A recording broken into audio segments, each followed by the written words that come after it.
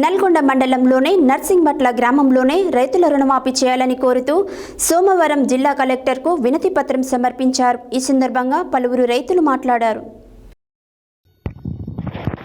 నల్గొండ మండలంలోని నర్సింగ్బట్ల గ్రామంలోని రైతులు సోమవారం జిల్లా కలెక్టర్కు వినతి పత్రం సమర్పించారు. ఈ సందర్భంగా పలువురు రైతులు మాట్లాడుతూ 2016 సంవత్సరం నుండి 2020 సంవత్సరంలో కేసీఆర్ ముఖ్యమంత్రిగా ఉన్నప్పుడు ₹1,00,000 మాఫీ అని అది ఒక ఖాతాలో జమ చేశామని చెప్పారు.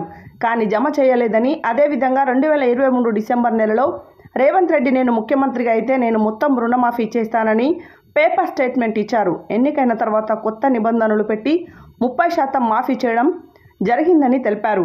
కానీ మిగతా 70% రైతులకు రుణమాఫీ కాక సన్నకారు, చిన్నకారు రైతులు చాలా ఇబ్బందులు ఎదుర్కొంటున్నారని, అగ్రికల్చర్ ఆఫీసులో చుట్టూ తిరుగుతున్నా పట్టించుకోవడం లేదని వారు ఆవేదన వ్యక్తం చేశారు.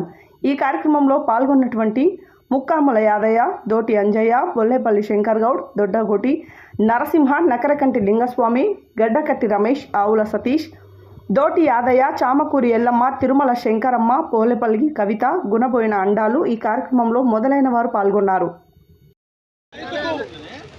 రైతుకు 2 లక్షలు మొత్తం మాపైందాకా మేము రైతులము ఎంతవరకైనా చేయిస్తాము, ఎక్కడికైనా మేము రాగలుగుతాము. ఈ రైతు మీరు మోసం కదిలి వస్తాము. మా రైతుకు న్యాయం చేసినాక మేము అసలే వదలం. ఎంతవరకైనా మయమని చెప్పి ఓట్లేసుకు గెలవాలని కాదు. మా రైతుకు ఏ విధంగా అయినా లబ్ధి పొందకుండా కేసీఆర్ ముఖ్యమంత్రి ఉన్నప్పుడు రుణమాఫీ చేస్తాను, ₹1,00,000 రుణమాఫీ చేస్తాని రైతులందరూ కోరగా ఇంతవరకు దాని విషయంలో స్పందించలేదు. బ్యాంకులలో పోస్తే అట్టి పైసలు జమ కాలేదు. అదేవిధంగా కేసీఆర్ నేను ముఖ్యమంత్రిని అయితే ఎమ్మడే స్పందించి నేను గెలిచిన ఎమ్మడే నేను రుణమాఫీ మొత్తం పూర్తిగా చేస్తున్నాడు. కానీ ఇంతవరకు చేయలేదు. ఎందుకంటే నిబంధనలు పెట్టి ఎక్కిన తర్వాత నిబంధనలు పెట్టి 2018 అని చెప్పి ఇంతవరకు 30% మాఫీ చేయడం జరిగింది. 70% ఇంతవరకు మాఫీ చేయలేదు. ఏ ఒక్క రైతు అయినా సరే కానీ మేము తప్పనిసరిగా పావుల లేకుండా కట్టేది లేదు. మొత్తం రైతులు ఆయన ఎక్కిన కాల్చి రుణమాఫీ చేయాలి.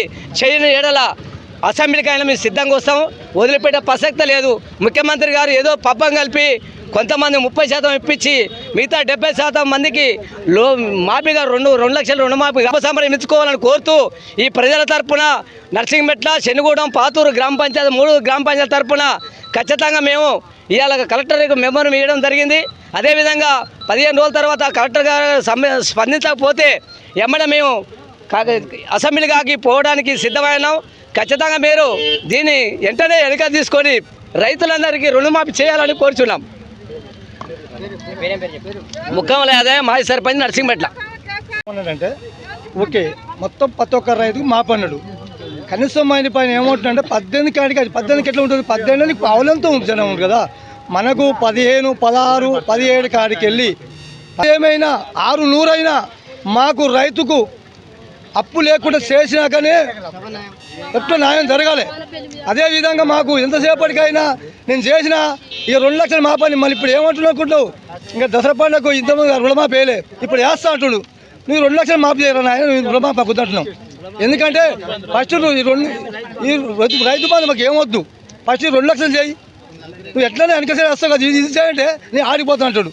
అది ముఖ్యమా మనకి, ఇది ముఖ్యమా? ఇంతకుముందుకు ఏమైంది, ప్రతి ఒక్క రైతుకు రైతు బంధు పడ్డది. ఇప్పుడు ఏమంటాడు 5 ఎకరాలు 3 ఎకరాలు అన్నాడు. అదొక న్యాయం.